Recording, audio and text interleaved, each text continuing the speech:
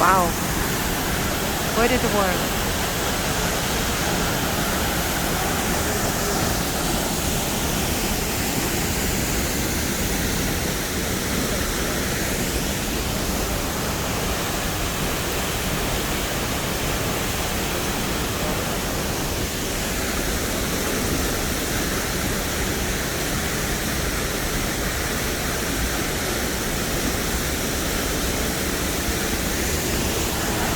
Woohoo!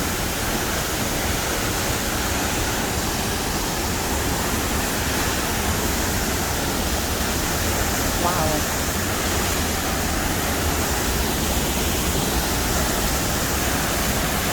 Oh my gosh.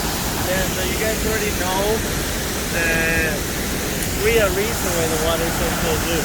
But then we have the local story, which is like in the past, God was painting the sky and he washed his rocks in the river.